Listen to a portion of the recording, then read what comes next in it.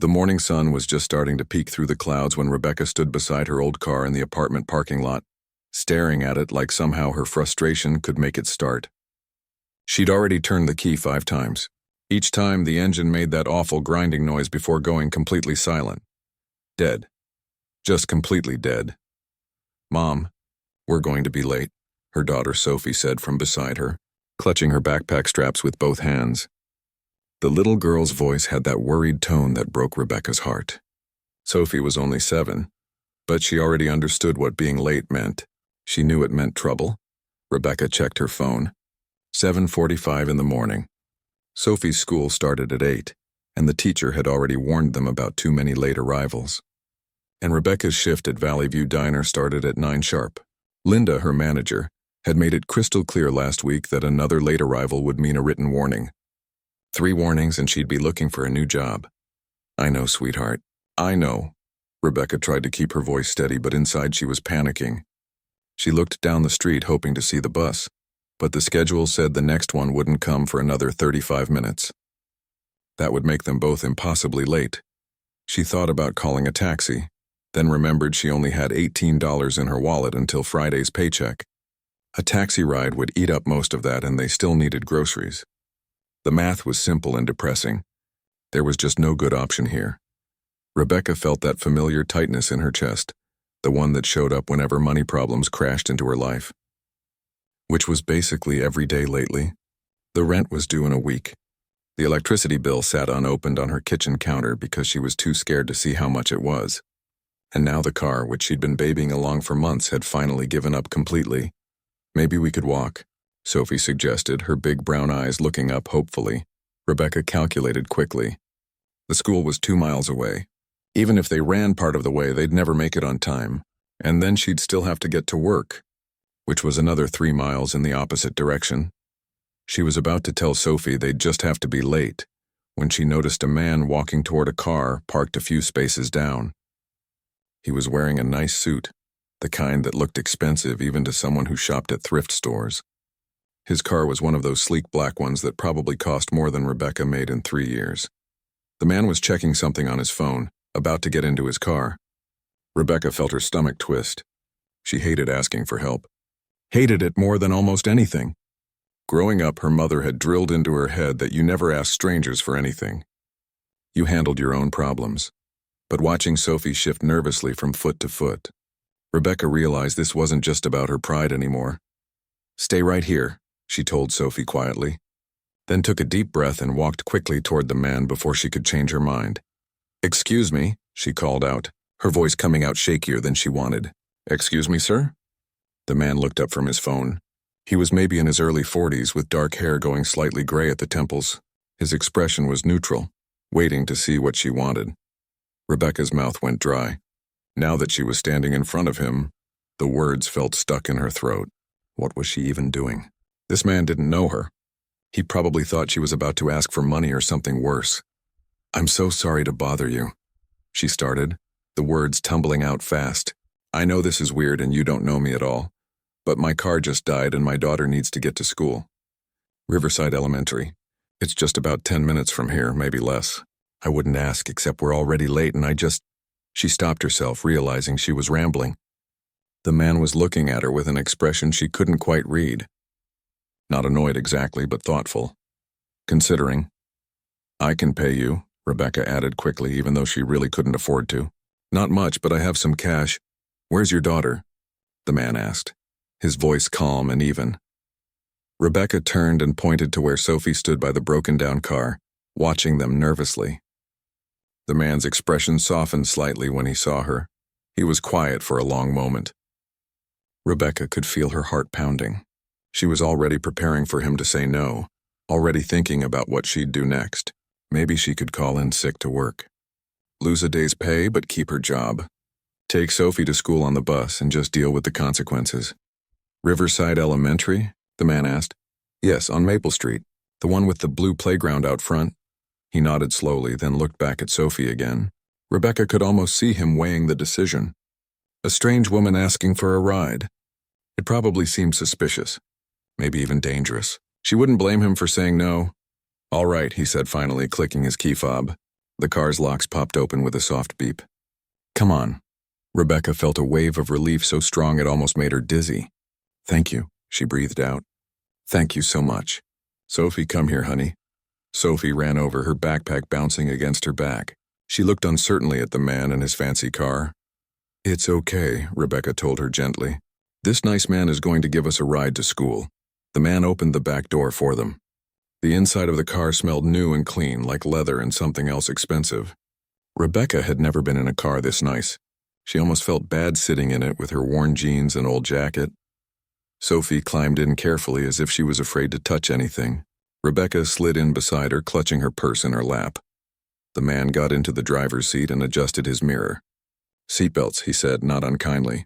They both buckled up quickly. As the car pulled smoothly out of the parking lot, Rebecca felt the tension in her shoulders ease just slightly. At least Sophie would get to school on time. That was something. That was huge, actually. I really can't thank you enough, Rebecca said from the back seat. You have no idea what a lifesaver this is. It's no problem, the man replied, his eyes on the road. I'm going that direction anyway. There was something about the way he said it, so casual and matter-of-fact, that made Rebecca relax a tiny bit more. Maybe he really didn't mind. Maybe some people were just kind like that. Sophie sat quietly beside her, stealing glances at all the buttons and screens in the fancy car. Rebecca put a hand on her daughter's knee and squeezed gently. They were going to be okay. At least for today, they were going to be okay. The morning sun climbed higher in the sky as the black car merged into traffic, carrying a desperate mother, her worried daughter, and a well-dressed stranger who had just made a choice that would change all of their lives in ways none of them could possibly imagine yet. The wheaty car glided through the morning traffic so smoothly that Rebecca almost forgot how stressed she'd been just minutes ago. Almost, her mind was still racing with everything she needed to figure out. The car, the money, how she was going to get to work after dropping Sophie off. So, the man said, glancing at Sophie in the rearview mirror. What grade are you in? Sophie looked at her mom first, as if asking permission to talk to this stranger. Rebecca gave her a small nod. Second grade, Sophie answered quietly. Second grade, that's a good year. What's your favorite subject? I like reading, Sophie said, her voice getting a bit stronger. And art class on Thursdays. Reading's important, the man said, and Rebecca could hear a smile in his voice. What kind of books do you like? Stories about animals, mostly. My teacher just gave me one about a dog who goes on adventures. That sounds like a good one. Rebecca watched this exchange with a mixture of gratitude and curiosity. The man seemed genuinely interested, not just making forced small talk. There was something kind in the way he spoke to Sophie, like he actually cared about her answer. They stopped at a red light and the man glanced back at both of them. I'm David, by the way. Probably should have introduced myself before inviting you into my car. Rebecca felt herself relax another notch. There was something about him putting a name to himself that made this whole situation feel less weird. I'm Rebecca, and this is Sophie. Nice to meet you both, David said as the light turned green, even if the circumstances aren't ideal. That's putting it mildly, Rebecca said with a tired laugh. I swear that car has been trying to die for 6 months now. I kept hoping it would hold on just a little longer. What's wrong with it? Honestly, I have no idea. I'm not a car person. It just makes terrible noises and then nothing happens when I turn the key. She shook her head. I'll have to call a mechanic, which is just perfect timing since I'm already behind on about 50 other things. She didn't know why she was telling him this. Maybe because he was a stranger and she'd never see him again. Sometimes it was easier to be honest with people who didn't know your whole story. That's rough, David said, and he sounded like he meant it. Do you have someone who can take a look at it? There's a shop near my work. They're usually pretty good about not overcharging, but even a fair price is more than I've got right now. Rebecca stopped herself. Sorry, you didn't ask for my whole life story. You're just giving us a ride. It's okay, David said simply. Sometimes it helps to talk. They drove in silence for a moment. Sophie had pulled out a small notebook from her backpack and was doodling something with a stubby pencil. Rebecca stared out the window, watching the familiar streets go by. Can I ask you something? David said after a while. Sure. You mentioned being behind on things. What are you working on? Besides, keeping everything together. Rebecca wasn't sure why he was asking, but there was something about his tone that didn't feel nosy. Just curious. Genuinely curious. I'm in school, she admitted. Night classes. Trying to finish a nursing program. Yeah? How much longer do you have? About a year and a half if everything goes according to plan. Which it usually doesn't. She laughed, but it came out bitter. I work full-time at a diner during the day, then classes 3 nights a week. Sophie stays with my neighbor, Mrs. Patterson, on those nights. That's a lot. It's the only way forward, Rebecca said quietly. The diner pays enough to cover rent and food barely. But nursing, that's real money. Benefits, security, a future where I'm not one broken car away from disaster. David nodded slowly, taking in her words. Rebecca caught his expression in the rearview mirror. He looked thoughtful, like he was really processing what she'd said. What made you choose nursing? He asked. My mom was a nurse, Rebecca said, feeling the familiar ache that always came when she thought about her mother. She passed away 3 years ago, cancer. The nurses who took care of her at the end, they were just incredible. Patient and kind and strong all at the same time. I remember thinking that's what I want to be. Someone who helps people when they need it most. I'm sorry about your mom, David said softly. Thank you. Rebecca blinked back the tears that threatened to form. She would not cry in this stranger's car. She wouldn't. Anyway, that's why. And I'm determined to finish no matter how hard it gets. Sounds like you're doing an amazing job, David said. Single parent, working full-time, going to school. That takes serious strength. Rebecca felt her throat tighten. She wasn't used to people acknowledging how hard she worked. Most people just saw a struggling waitress. They didn't see the person waking up at 5 in the morning to study before getting Sophie ready for school. They didn't see the exhaustion or the sacrifice. Some days I don't feel very strong, she admitted. Some days I feel like I'm barely holding on. The fact that you keep going anyway, that's what strength is, David said. It's not about never struggling. It's about struggling and still showing up. They were getting close to the school now. Rebecca could see the blue playground equipment in the distance. Relief and worry mixed together in her chest. Sophie would make it on time, but Rebecca still had to figure out how to get to work. Is someone picking you up from school? David asked Sophie as he pulled into the drop-off lane. I take the bus home to Mrs. Patterson's house, Sophie said. She watches me until Mom gets off work. David pulled to a stop near the front entrance. Kids were streaming into the building, backpacks bouncing. The morning rush was still going strong. Thank you so much, Rebecca said, already unbuckling her seatbelt. Really, I can't tell you how much this helped. Wait, David said, reaching into his jacket pocket. He pulled out a business card and held it out to Rebecca. Take this. Rebecca took the card, confused. It was simple and elegant, just a name and a phone number. She squinted at it. The name said David Chen, but there was other text she couldn't quite make out in the dim light of the car. What's this for? She asked. Call that number tomorrow morning, David said, his tone suddenly more serious. Ask for Angela. Tell her I sent you about your car situation. I don't understand. I know someone who might be able to help. No guarantees, but it's worth a call. He looked at her in the rearview mirror again. Will you call? Rebecca stared at the card, her mind spinning. I can't ask you for more help. You've already done so much. You're not asking. I'm offering. David's voice was gentle but firm. Just call, okay? See what she says. Sophie was already opening her door, eager to get to class. Rebecca wanted to argue. Wanted to say she couldn't accept charity, but the practical part of her brain was screaming to just take the help. Pride didn't pay for car repairs.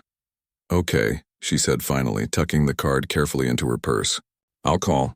Thank you, David, for everything. You're welcome, Rebecca. He smiled at Sophie. Have a good day at school, kiddo. Learn something cool. I will, Sophie said, grinning.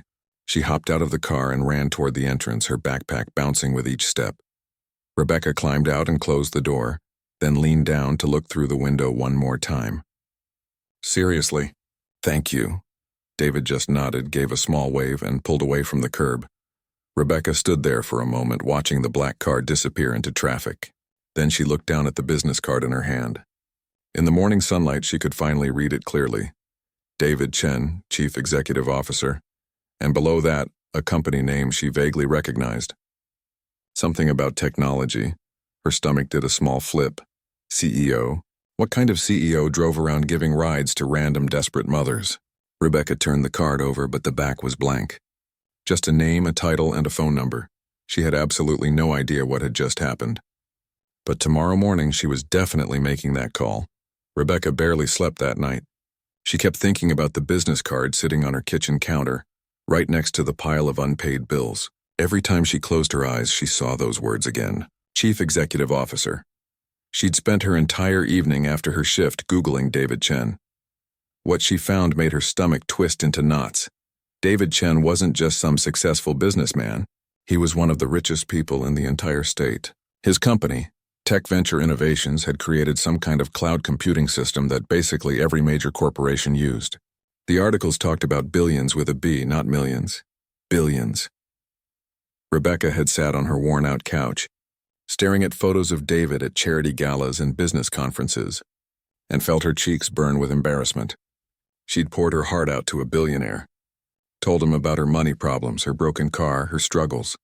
He probably dealt with millions of dollars before breakfast, and she'd been sitting in his back seat, talking about how she couldn't afford a mechanic. "Mom, you okay?" Sophie had asked, noticing her staring at her phone with a weird expression. "Yeah, honey, I'm fine. Just tired," but she wasn't fine. She was mortified and confused, and a dozen other emotions she couldn't even name. Why would someone like David Chen stop to help her? People that rich didn't just give random strangers rides. They had drivers and assistants and security teams. They definitely didn't hand out their business cards and tell struggling single mothers to call them. Rebecca had picked up the card 100 times that evening, turning it over in her fingers. She'd even started to dial the number twice, then chickened out both times. What would she even say? "Hi, I'm the broke waitress you felt sorry for yesterday." But then she'd look at Sophie doing her homework at the kitchen table, and she'd remember why pride was a luxury she couldn't afford. This wasn't about her feelings. This was about her daughter, about their future. By the time morning came, Rebecca had made up her mind. She was going to make the call. Whatever happened, at least she'd know. She waited until she got to the diner for her shift. The breakfast rush hadn't started yet, and Linda was in the back doing inventory. Rebecca stepped outside into the alley behind the restaurant where it was quiet and pulled out her phone. Her hands shook as she dialed the number. It rang twice before a professional, pleasant voice answered. "Good morning, Mr. Chen's office. This is Angela speaking." Rebecca's mouth went dry. This was real. This was actually his office. A CEO's office, with an assistant named Angela who probably made more in a month than Rebecca made all year. Hi," Rebecca managed. "My name is Rebecca. Mr. Chen, he told me to call this number. About a car situation?" There was a brief pause. Rebecca could hear the sound of typing on a keyboard.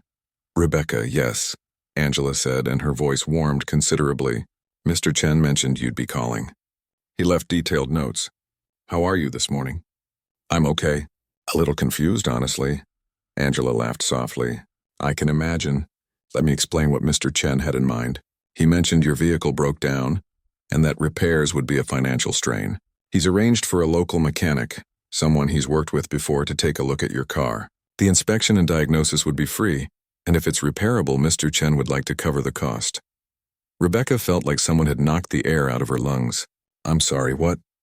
"He'd like to cover the repair costs for your vehicle," Angela repeated gently, as if she was used to people being shocked by David's generosity. That's too much," Rebecca stammered. "I barely know him. He just gave us a ride yesterday." "Mr. Chen is very particular about the causes he supports," Angela said. "He doesn't make offers like this lightly. He was genuinely impressed by your situation and your determination to build a better life for your daughter." Rebecca leaned against the brick wall of the diner, her eyes stinging with tears. "I don't know what to say." "You don't have to say anything right now. Just think about it. I can give you the mechanic's information and you can call them whenever you're ready." "There's no pressure." "Okay," Rebecca whispered. "Okay, yes. Thank you." Angela gave her the mechanic's name and number, a place called Tony's Auto Repair about 2 miles from Rebecca's apartment. She said they were expecting her call and knew about the arrangement. After they hung up, Rebecca stood in the alley for a long moment, just breathing. This didn't make sense. People didn't do things like this. Strangers didn't just fix your car out of kindness, but apparently some strangers did. She called the mechanic right away before she could overthink it. A friendly-sounding man named Tony answered and said he could send a tow truck to pick up her car that afternoon. No charge for the tow. No charge for looking at it. He'd call her with an estimate once he figured out what was wrong. Rebecca went back inside the diner feeling like she was floating. Linda gave her a strange look. "You okay? You look weird." "I'm good," Rebecca said, tying her apron. "Really good, actually." The rest of her shift passed in a blur. She kept waiting for someone to call and say there'd been a mistake, that this wasn't real, but nobody did. At 3 o'clock, Tony called to say the tow truck had picked up her car. He'd take a look and call her tomorrow with the verdict. That evening, after picking up Sophie from Mrs. Patterson's, Rebecca did something she almost never did. She pulled out a piece of her nice stationery, the kind she'd gotten as a gift years ago and saved for special occasions, and wrote a letter. "Dear David, I don't even know how to start this. Thank you feels too small for what you've done for me and Sophie. You didn't have to stop when I asked for a ride. You definitely didn't have to help with my car. But you did both, and I want you to know it means more than I can express. I looked you up online. I know who you are now, and that makes your kindness even more incredible. You could have ignored me. Most people in your position would have. But you saw me as a person, not just someone with problems. I promise I won't take this for granted. I'm going to finish my nursing program. I'm going to build a stable life for my daughter. And someday when I'm in a position to help someone else, I will. Because that's what you've taught me. That kindness isn't about how much money you have. It's about seeing someone who needs help and choosing to do something about it. Thank you for seeing us. Thank you for caring." With gratitude, she addressed the envelope to his office and dropped it in the mailbox on her way home. It felt important to acknowledge what he'd done, even if he probably got hundreds of thank you notes from people. 2 days later, Tony called with the estimate. The car needed a new starter, some work on the alternator, and a few other things Rebecca didn't understand. Normally it would cost around $1,200. "But don't worry about the cost," Tony said cheerfully. "It's all taken care of. I'll have it ready for you by Friday. In 3 days she'd have her car back. Working. Reliable. She wouldn't have to worry about getting Sophie to school or herself to work. The constant knot of anxiety in her chest loosened just slightly. That night, Sophie asked why she seemed so happy. Because sometimes, Rebecca told her daughter, pulling her into a hug, the world surprises you. Sometimes people are good just because they can be, and that's something worth smiling about. What Rebecca didn't know was that David had done more than just arrange for her car to be fixed. He'd also asked Angela to look into something else, something that would change Rebecca's life in ways she couldn't even imagine yet. But that discovery was still a few days away. For now, Rebecca let herself feel something she hadn't felt in a long time. Hope. Rebecca picked up her car from Tony's shop on Friday afternoon, and it ran better than it had in years. She actually cried sitting in the parking lot, turning the key and hearing the engine purr to life smoothly. Tony had smiled at her through the window and given her a thumbs up. She thought that would be the end of it. A beautiful, unexpected gift from a kind stranger. She'd tell this story for the rest of her life about the day a billionaire helped her when she needed it most. But on Monday morning, Angela called again. "Rebecca, hi. Do you have a few minutes to talk?" Rebecca was getting ready for her shift, spreading peanut butter on bread for Sophie's lunch.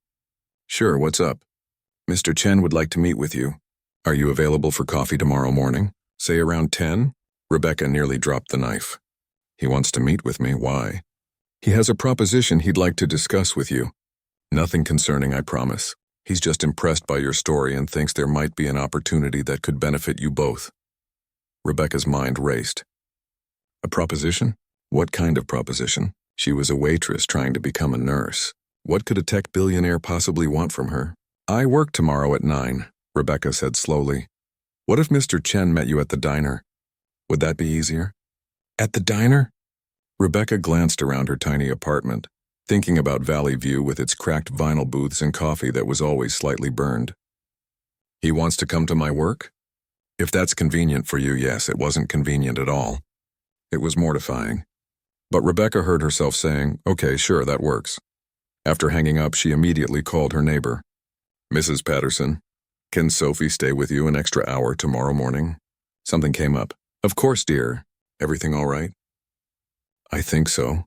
Rebecca said, though she had no idea if that was true. The next morning, Rebecca showed up for her shift 30 minutes early. She told Linda she needed to meet with someone for just a few minutes around 10, and Linda, who was in a rare good mood, said it was fine as long as the breakfast rush was handled. Rebecca kept watching the door while she served eggs and pancakes and refilled coffee cups. At exactly 10 o'clock, David walked in. He was dressed more casually than the first time she'd seen him, just nice jeans and a button-down shirt. But he still stood out in the diner like a diamond in a drawer of costume jewelry. Several customers glanced up, sensing someone different had walked in. Rebecca met him at the door, wiping her hands nervously on her apron. Hi, Rebecca," David smiled warmly. "Thanks for making time to meet with me." She led him to a corner booth, the one with the least amount of duct tape on the seat. They both sat down and Rebecca poured him coffee from the pot she'd brought over. "I got your letter," David said after taking a sip. "It was really thoughtful." "You didn't have to do that." "I wanted to," Rebecca said. "What you did fixing my car, it changed everything for me." "I needed you to know that." David nodded, studying her face. "The car was the easy part, honestly. But I've been thinking about your situation a lot over the past week. About you working here all day, then going to nursing school at night. That's a brutal schedule." "It's what I have to do," Rebecca said with a shrug. "It won't be forever." "What if there was another way?" David leaned forward slightly. "What if you could focus on school full-time and not have to worry about working?" Rebecca blinked. "I don't understand." "My company started a program 6 months ago. We call it the Healthcare Pathways Scholarship. It's specifically designed for single parents who are pursuing careers in healthcare, nursing primarily, but also other medical fields." Rebecca's heart started beating faster. "A scholarship?" "Full tuition coverage for the remainder of your program, plus a monthly stipend to cover living expenses. It's not a fortune, but it's enough that you wouldn't need to work full-time. Maybe part-time if you wanted to, but not 50-hour weeks at the diner." Rebecca stared at him, unable to form words. This couldn't be real. Things like this didn't happen to people like her. "Why?" she finally managed to ask. "Why are you doing this?" David was quiet for a moment, and something shifted in his expression. Something deeper and more personal than she'd seen before. 20 years ago, my mother was in almost the exact same position as you," he said quietly. "Single parent, working multiple jobs, trying to keep everything together. Our car broke down one day and she asked a stranger for help. That stranger didn't just give us a ride. He ended up mentoring my mom, helping her get back on her feet, connecting her with opportunities." "What happened to her?" Rebecca asked softly. "She became a nurse, actually. Worked at County General for 15 years before she retired. She's the reason I'm sitting here today. If that stranger hadn't helped us, I don't know where we'd be." David's eyes were bright with emotion. "I've spent my whole career trying to figure out how to pay that forward. When I met you and Sophie at that parking lot, it was like seeing my own past right in front of me." Rebecca felt tears rolling down her cheeks. She didn't even try to wipe them away. "I don't know what to say." "Say you'll apply for the scholarship. I can't guarantee you'll get it. There's an application process and a committee that reviews everything. But I can tell you that your story, your determination, that's exactly what we're looking for." "What if I don't get it?" Rebecca whispered, afraid to hope too much. "Then we'll figure something else out," David said simply. "But I think you will. Angela can send you the application today if you're interested." "Yes," Rebecca said immediately.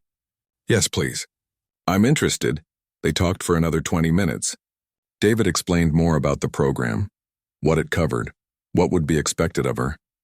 The scholarship included not just tuition and living expenses, but also mentorship.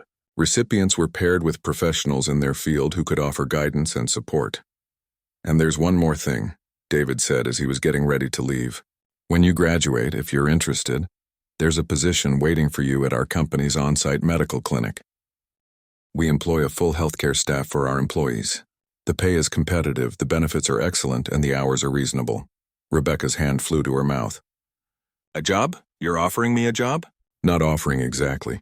It would still be your choice when the time comes. But yes, if you want it, it's there." This was too much. Way too much. Rebecca felt like her brain couldn't process everything that was happening. A few weeks ago, she'd been standing next to a broken car, desperate and scared. Now she was sitting in a diner booth listening to a billionaire tell her he wanted to pay for her education and give her a job when she graduated. "I need to ask you something." Rebecca said, her voice shaking. "And I need you to be honest with me. Is this charity? Are you doing this because you feel sorry for me?" David considered the question seriously. "I'm doing this because I believe in you. I saw how you handled yourself that morning. Scared but pushing through it. Worried but focused on your daughter. That takes character. And from what you told me about your goals, about wanting to help people the way the nurses helped your mom, that takes heart. That's not charity. That's an investment in someone who's going to make a real difference in the world." Rebecca wiped her eyes with a napkin. "When's the last time someone believed in me like that?" "Probably not recently enough," David said gently, "but I do. And I think you're going to do amazing things." He stood up and left 2 20s on the table for the coffee, even though it only cost $3. Before he walked out, he turned back. "One more thing. Don't tell Sophie about any of this yet. Wait until the scholarship comes through. Kids get excited. And if something goes wrong with the application, you don't want her disappointed." "Good thinking," Rebecca agreed. After he left, Rebecca stood in the middle of the diner, holding the table to steady herself. Linda came over looking curious. "Who was that?" "Someone who's changing my life," Rebecca said simply. That evening, Rebecca filled out the scholarship application. It was detailed and thorough, asking about her goals, her background, her financial situation, her challenges. She spent 3 hours on it, making sure every word was honest and clear. She hit submit just before midnight, then sat back and stared at the screen. Now all she could do was wait and hope that this impossible dream might actually come true. The 2 weeks after Rebecca submitted the scholarship application were the longest of her life. She checked her email obsessively, sometimes 5 or 6 times an hour. Every notification made her heart jump. Every phone call from an unknown number sent her into a panic. She tried not to think about it, tried to focus on work and Sophie and her regular classes, but it was like trying not to think about breathing. The possibility of change, real change, hung over everything she did. Mrs. Patterson noticed. "You seem distracted, dear," she said one evening when Rebecca came to pick up Sophie. "Just tired," Rebecca lied, though really she was exhausted from hoping so hard. On day 16, Angela called. Rebecca was restocking ketchup bottles at the diner when her phone buzzed. She saw the name and practically ran to the back room. "Hello? Rebecca, it's Angela. Do you have a moment?" Yes, I have a moment." Rebecca's hands were shaking so badly she had to sit down on a stack of milk crates. "The committee reviewed your application. They were extremely impressed with your story, your academic record, and your commitment to healthcare. I'm very pleased to tell you that you've been selected as a recipient of the Healthcare Pathways Scholarship." Rebecca couldn't breathe. She literally couldn't pull air into her lungs for a moment. When she finally could, it came out as a sob. "Are you serious? Is this real?" "It's very real," Angela said warmly. "Congratulations, Rebecca. You earned this." The details came in a blur. The scholarship would start immediately, covering the rest of this semester and all future semesters until graduation. The monthly stipend would be deposited on the 1st of each month. She'd be assigned a mentor within the week.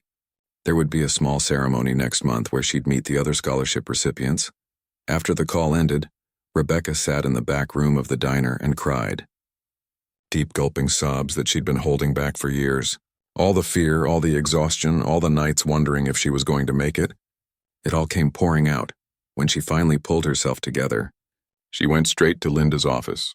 "I need to give my notice," Rebecca said. Linda looked up from her paperwork, surprised. "What? Why?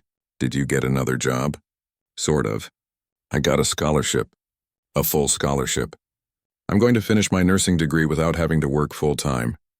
Linda's stern expression softened into something almost like pride. "Well, good for you. You've been one of my best waitresses, but you're too smart to be here forever. When's your last day?" 2 weeks? I want to give you time to find someone." 2 weeks it is. That evening, Rebecca took Sophie out for ice cream. They sat in the little shop with the checkered floor, and Rebecca watched her daughter eat a cone with rainbow sprinkles, trying to figure out how to explain what was happening. "Sophie, you know how Mommy goes to school at night." "Uh-huh," Sophie said, licking melted ice cream off her hand. "Well, I got some really good news. I got a special scholarship that's going to help me finish school faster, which means I won't have to work at the diner as much. I'll be home more." Sophie's eyes got wide. "Really? You'll be home for dinner?" "Yeah, baby. I'll be home for dinner, and I can help with your homework, and we can have movie nights again." Sophie threw herself at Rebecca, sticky hands and all, wrapping her arms around her mother's neck. "That's the best news ever." Rebecca held her daughter tight, breathing in the smell of her strawberry shampoo and thinking about how close they'd come to falling apart completely, how one broken car and one kind stranger had changed the trajectory of their entire lives. 3 months later, Rebecca walked across campus to her afternoon class with her textbooks in a real backpack instead of a worn-out tote bag.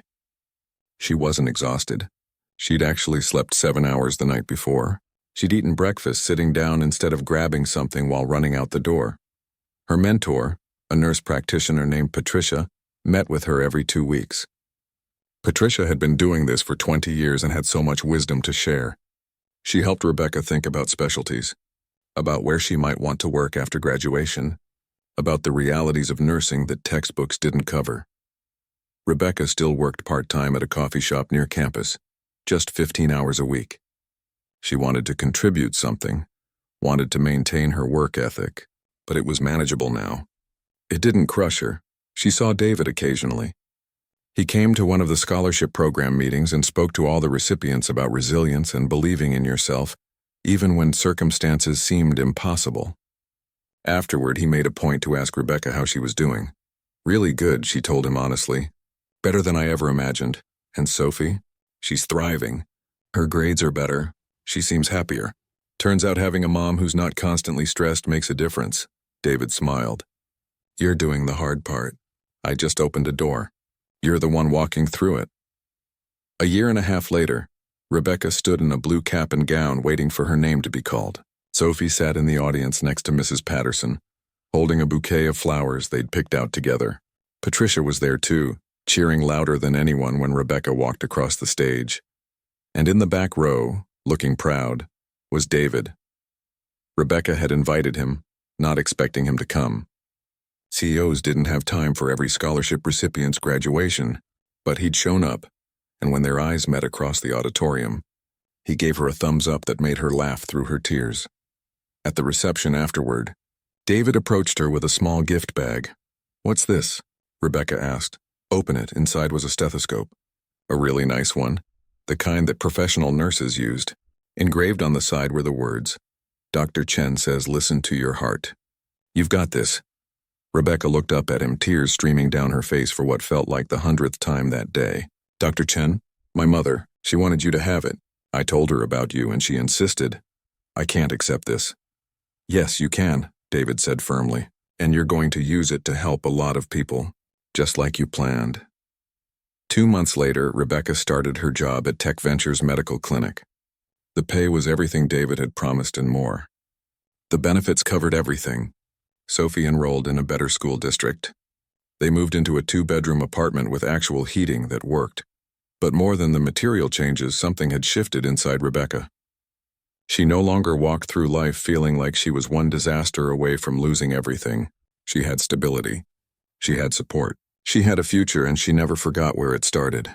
With a broken car, a desperate prayer, and a stranger who chose to see her as a human being worth investing in. On her first day at the clinic, Rebecca treated a young mother who'd brought in her sick child. The woman looked exhausted, wearing a uniform from a fast food restaurant, clearly squeezing in this appointment between shifts. "How are you holding up?" Rebecca asked gently as she checked the child's ears. The woman's eyes filled with tears. "Honestly, I'm barely managing. Working 2 jobs, trying to take night classes, and my car's making this terrible noise. I don't know how much longer I can keep this up." Rebecca finished the examination, then sat down and looked the woman in the eye. "I want to tell you something," she said. 3 years ago, I was exactly where you are, exactly. And someone helped me in a way that changed my entire life. So I'm going to help you." She pulled out her phone and made a call. Within an hour, she'd connected the woman with Tony's auto shop, with information about the Healthcare Pathways Scholarship, and with resources she'd learned about through the program. The woman left the clinic crying, clutching the information Rebecca had given her. That evening, Rebecca drove home in her reliable car, picked up Sophie from her after-school program, and made dinner in their warm apartment. While Sophie did homework at the kitchen table, Rebecca thought about the circle of kindness that had brought them here. David had helped her because someone had helped his mother. Now Rebecca was helping someone else, and maybe that woman would help someone down the road. And on it would go, ripples spreading out from one simple act of seeing another person struggle and choosing to do something about it. Sophie looked up from her math worksheet. "Mom, what are you smiling about?" Rebecca walked over and kissed the top of her daughter's head. "Just thinking about how lucky we are. Because of Mr. Chen." "Because of kindness," Rebecca said. "Because sometimes the world surprises you in the best possible way." Outside, the sun was setting, painting the sky in shades of orange and pink. Rebecca stood at the window watching the light change, thinking about broken cars and business cards and strangers who became guardian angels. She'd started that morning 3 years ago, just asking for a ride. She'd received an entirely new life. And now, every single day she got to pass that gift forward to others who needed it just as desperately as she once had. That was the real miracle. Not just being saved, but becoming someone who could save others. And it had all started with one broken car and one man who chose to stop and help.